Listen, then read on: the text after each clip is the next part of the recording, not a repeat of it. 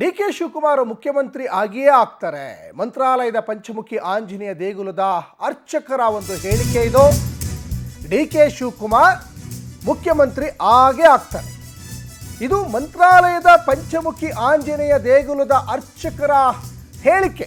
ಡಿ.ಕೆ.ಶಿ ದರ್ಶನದ ಬಳಿಕ ಪ್ರಧಾನ ಅರ್ಚಕ ಶ್ಯಾಮಾಚಾರ್ಯರು ಹೇಳಿಕೆಯನ್ನು ಕೊಟ್ಟಿದ್ದಾರೆ.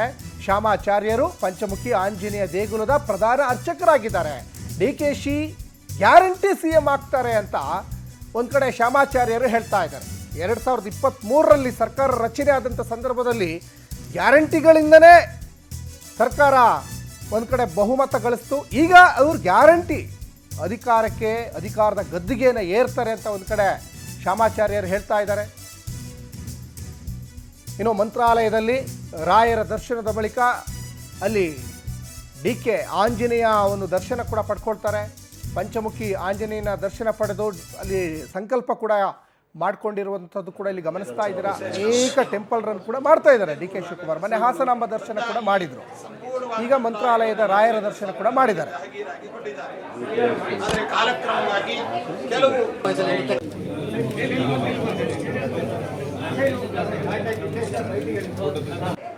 ಈ ಸಂಪೂರ್ಣವಾದ ಮಂತ್ರಾಲಯವನ್ನು ರಾಘವೇಂದ್ರ ಸ್ವಾಮಿಗಳವರಿಗೆ ಜಹಗೀರಾಗಿ ಕೊಟ್ಟಿದ್ದಾರೆ.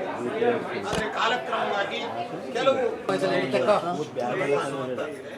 ನಾವೆಲ್ಲರೂ ಕೂಡ ಕರ್ನಾಟಕದ ಮೈಸೂರು ಜಿಲ್ಲೆಯ ನಂಜನಗೂಡು ನಾವೆಲ್ಲ ಇವತ್ತಿಗೂ ನಂಜನಗೂಡು ರಾಘವೇಂದ್ರ ಸ್ವಾಮಿಗಳು ರಾಮನ ತಂದೆ ದಶರಥ ಮಹಾರಾಜ